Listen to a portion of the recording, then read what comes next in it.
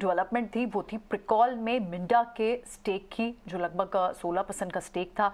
और लेकिन बात आज कई सारी ब्लॉक्स लगे, वो एक्विजिशन हुआ, बात ये भी हुई थी कि क्या एक हॉस्टाइल टेक ओवर हो सकता है। इस पर इनफैक्ट शरद ने कुछ और एक्स्ट्रा डिटेल्स भी कंपाइल किया है, शरद से वो भी समझेंगे। और उसके बाद प्रिकॉल के एमडी मिस्टर विक्रम मोहन का भी एक रिएक्शन है इस पूरे मैटर पर, वो भी सुनाते हैं आपको।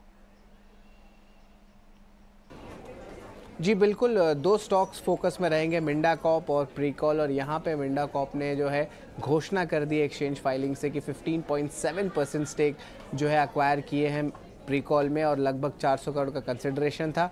और उन्होंने स्पष्ट कहा है कि ये एक फाइनेंशियल डील है, एक फाइनेंशियल इन्वेस्टमेंट है। डील हुआ था लगभग 209 रुपये प्रति शेयर के लिए, 1.92 करोड़ शेयर्स के लिए।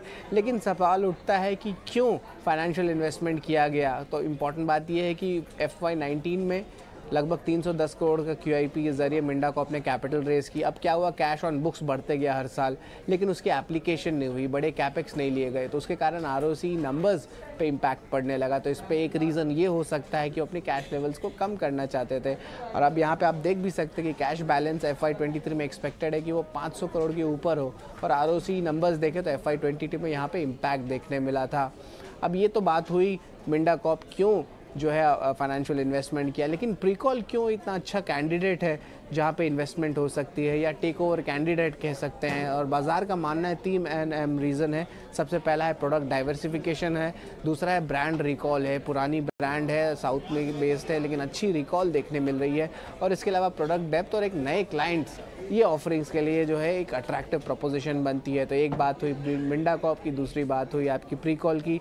लेकिन इंपॉर्टेंट बात यह है कि मैनेजमेंट ने भी हमारे सिस्टर चैनल से बात किया ET नाउ में, और उन्होंने कहा स्पष्ट कि वो हॉस्टाइल टेक ओवर अलाउ नहीं करने देंगे, सारे फायर फाइटिंग स्ट्रैटेजीज यूज़ करने वाले हैं। और इंस्टीट्यूशनल इन्वेस्टर्स की जो है बैकिंग जो है प्रमोटर्स को दी गई है, तो इस पे जो है ज़रूर आप फोकस रखेंगे। और ओवरऑल देखा जाए तो प्रमोटर्स का लगभग 36% स्टेक जो है आपके कंपनी में है, और इसके अलावा लगभग 23% रिटेल का है, म्यूचुअल फंड्स का 4% का है, और FPIs का लगभग 12% स्टेक है।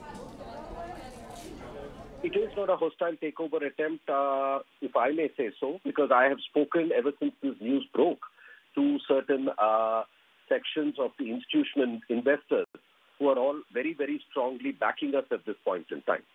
So I don't see how it could be a hostile takeover attempt.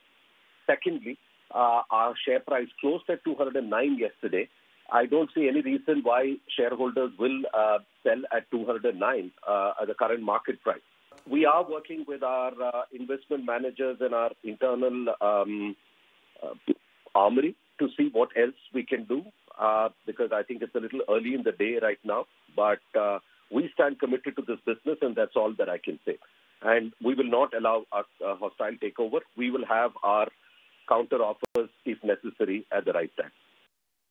Okay, तो प्रिकॉल में मिंडा कॉर्प के इस इंटरेस्ट पर, ये सारे मैटर पर आपने सुना। एक बार अब प्रिकॉल के स्टॉक को भी डिस्कस करते हैं कि क्यों पसंद है इतना बाजार को भी। आज भले ही आप इस पूरे न्यूज़ के कारण 4-4.5% की गिरावट देख रहे हो, लेकिन जो बड़े फंडामेंटल रीजन शरद ने हमें गिनवाए हैं यहाँ पर सुदीप, प्रिकॉल के फंडामेंटल रीजंस है, लेकिन टेक्निकली कितना मजबूत दिख सकता है आगे आने वाले दिनों में, यहाँ क्या ये एक्यूमुलेशन जोन होगा, ट्रेडिंग के लिहाज से किस तरह से दिख रहा है आपको स्टॉक?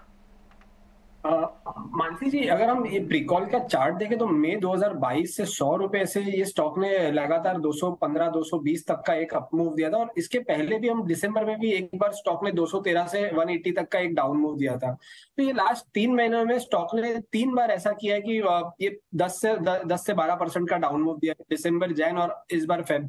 तो ये 3 महीने में 3 बार ऐसे जो ऊपरी लेवल से एक जो सेलिंग प्रेशर आ रहा है ना, तो मुझे लग रहा है कि एक बार स्टॉक अगर 190 ब्रीच कर जाता है तो ये स्टॉक में मीडियम टर्म पर्सपेक्टिव से एक सेलिंग प्रेशर और बढ़ सकता है, और स्टॉक अपना 200 DMA जो है 170-172 तब तक एक रीटेस्ट कर सकता है। तो 191 लेवल मेरे लिए बहुत क्रूशियल होगा, जो कि 100-डे मूविंग एवरेज भी है, और उसी के नीचे ये स्विंग जो ब्रीच होगा डाउन साइड पे तो वो खुल जाएगा। तो 191 मेरे लिए बहुत क्रूशियल है।